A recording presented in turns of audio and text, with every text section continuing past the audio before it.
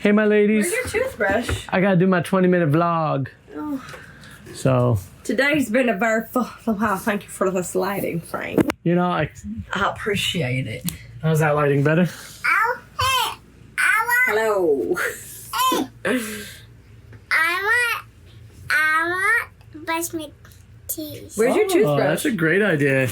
It is bedtime. Where's your toothbrush? Her toothbrush should be up there. If not, there is one up here I'll grab for you. It is bedtime for Everly today. Been a very busy day today. Good night. Oops. You want to say goodnight to everybody? Good night. Bye. Good night. She's so cute. Mr. Paco, do you want to come outside with Daddy? I'm going to go outside. You want to come outside? Come on, let's go. So me and Paco are just going to hang out outside. The sun is setting. It is a little after 8 p.m., which is very late. Getting ready for bed for us, for Everly at least. Let me throw this mic back on. But the sun is setting right now. It is gorgeous outside. It's probably about 20 degrees out around there. The breeze is really nice right now. I didn't get to do any type of work on the trailer today. Just life got in the way. Life got too busy, and that's okay. Got a whole bunch of podcasts done on F&A Life. Frankie, sorry, F&A Van Life, the podcast. I've been putting up the daily vlogs there, and we went over to Alex's family's house for dinner tonight. It was Monday night dinner with the family, so we went and we did that. And actually, in 2 days' time from now, we'll be hanging out with some maybe potentially special guests on the vlog. I don't know if I'll have them on or if I'll be filming during that time or if I'll film before that. But we look forward to meeting them and seeing them, and you will see them in a future vlog. Not going to say who it is. You're going to have to watch F&A Life, the other YouTube channel, to be able to catch who it is. But we're going to have them over for dinner at Alex's family's house. I'm going to go pick them up on a boat, on Alex's dad's boat. And then we'll just have everybody over there. And they do have kids. That's the hint.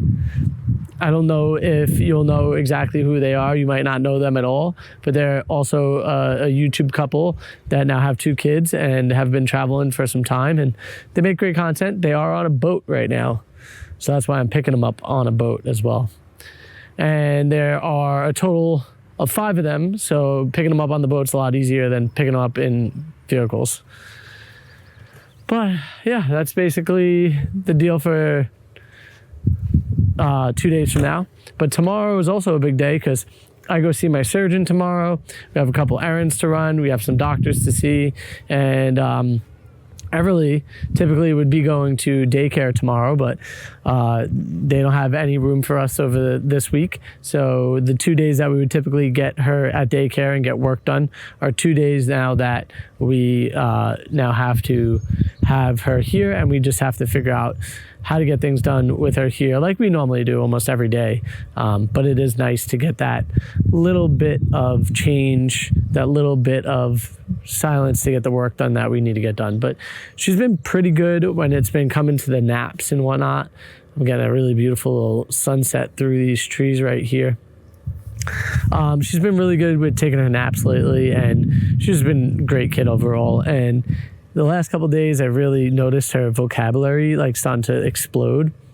And I'm realizing that one of the things that we do with her when it comes to like time where she's allowed to have some TT time or tablet time, we've given her this app called Khan Academy Kids, and it's a learning app. So in that app, she's learning how to read, and she's learning addition and subtraction, and it's like interactive games that they play or storytell or all these different types of situations, and it's really, really good for kids her age.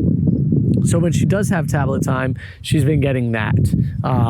Or we give her a podcast, and since she's listening to the podcast and hearing all the words and articulating the story in her mind, she has been articulating the words as well. But one thing that happened that was quite silly today is I went, "Oh shit." And she immediately copped me, and I said, no, don't say that. And so I definitely have to pay attention to my mouth and what is coming out of it, because she is definitely getting repetitive when it comes to what we say. She repeats it for sure. She's learning really quick, and I'm super stoked about that.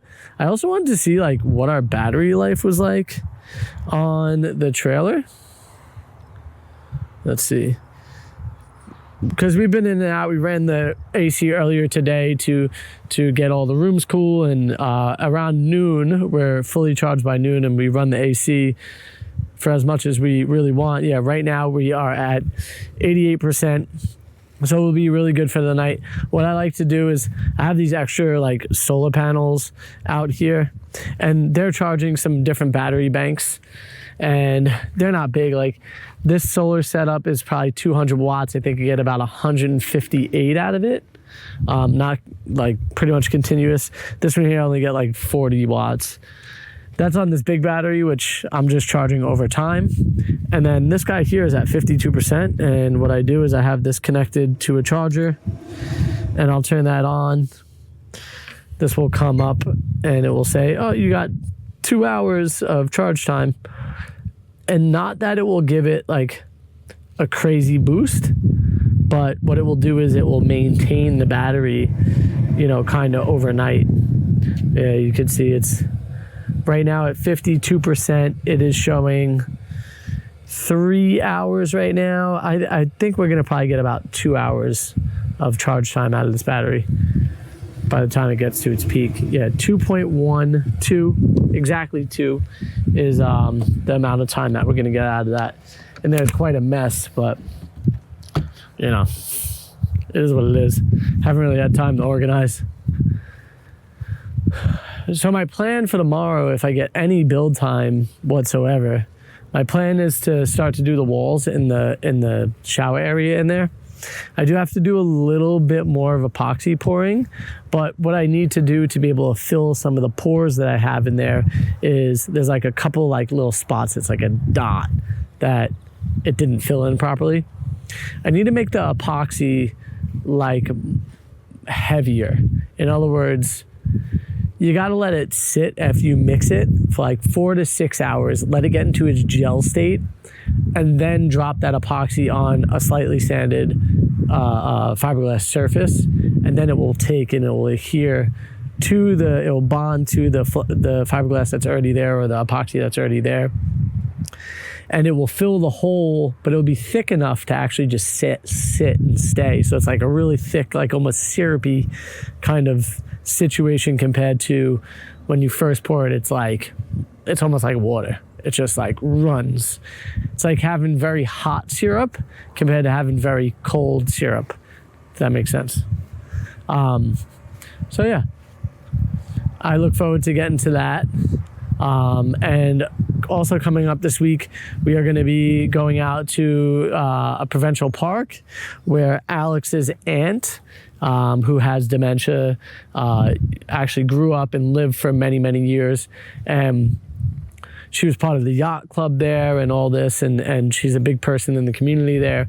But her cousin needs a little bit of help with her aunt because she's going to be away for a week or so on a business trip, and she needs somebody to watch her or supervise at least during the time this week that she's there, and she can't find anybody else.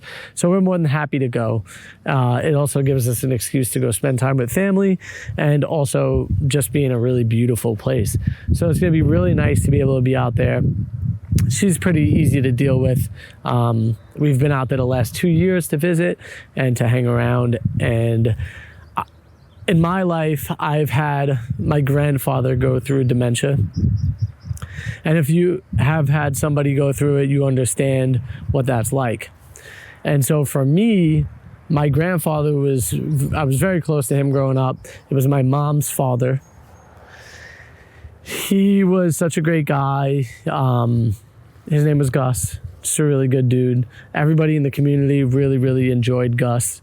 And so much so that in his later years, when he did have dementia or Alzheimer's, he would wander off. And he would wander off into other neighborhoods even like further than that. And so luckily for us, he knew a lot of people knew him. And so they would stop and they knew the situation and they would say, hey Gus, like, where you going? Oh, I can't find my way back. And they would pick him up and drive him back home to the house.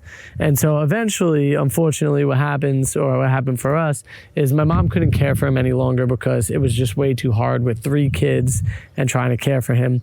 So he wound up going into a retirement home where there was, more people that were readily available to be able to take care of him in his situation. And, typically what happens a lot of the time is when somebody gets dementia, they will develop diabetes pretty soon after, or it will come up as a positive diabetes thing. I think they kind of go hand in hand. Not 100% sure, I'm not a doctor. But this is your message, not a doctor.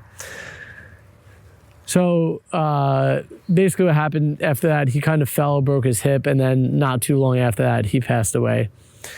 I think he was in his later 70s. I want to say he was 78. He served in World War II.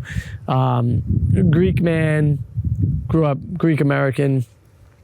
And he married my mom's mom, and that was his second wife. And yeah, he was just a good dude. I remember learning some of his dance moves. He loved to do like the shimmy back and forth. I don't want to do it because of my knee. I don't want to twist my knee in that direction. But he used to do like this little shuffle shimmy, and I always found it so fun. And I remember being a little kid standing on his feet and having him do the little shimmy. And yeah, man, Grandpa just means so much to us when we're little kids. That's why I get a kick out of, and such a highlight to me to see Alex's dad be able to play with Everly. And I do wish my dad was around to be able to play with Everly, because he would be head over heels for her. She would have him wrapped around his finger. But he's not. So unfortunately, my dad passed away at 53. And yeah, so it was a long time ago now. I think it was over 10 years ago now that my dad passed. I honestly don't even remember the date anymore. It was such a blur in my life because it's such an intense emotion when you go through that stage. He was 63, so yeah, for whatever reason, math isn't mathing in my head. I think it was actually 7 or 8 years ago. 8 years ago, because it would be just before I met Alex. My dad passed away. So yeah, kind of wild to think back on it and see how much a grandfather plays such a big role, and grandparents in general play such a huge role in the grandchildren's life. Shirley's an amazing grandmother. My mom's an amazing grandmother.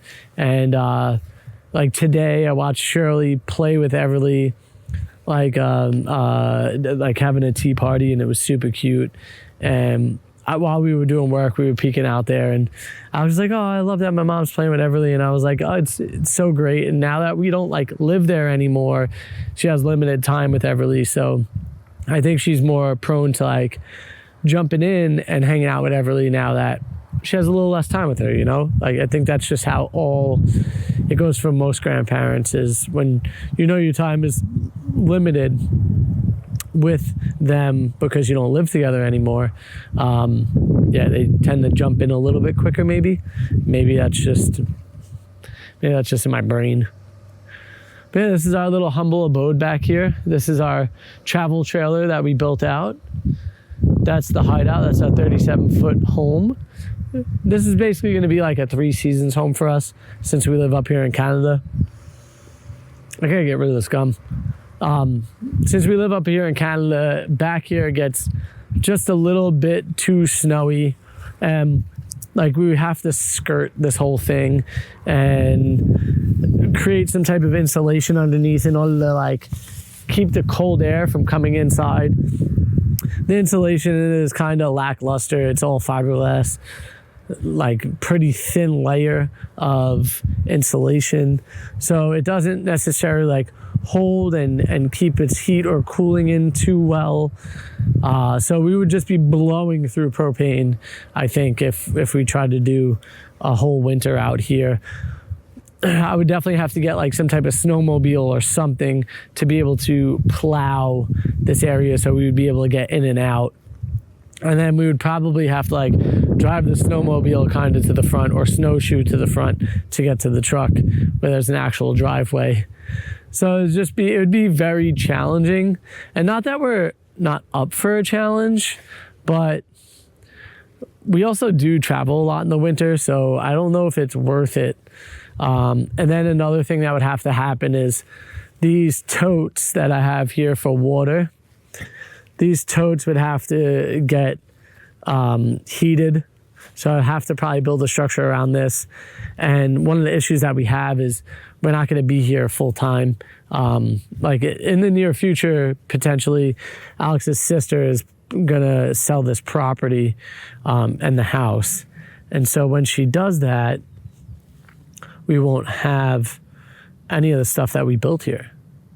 So it's kind of like, doesn't necessarily make sense for us. Wow, the sunset's getting really nice.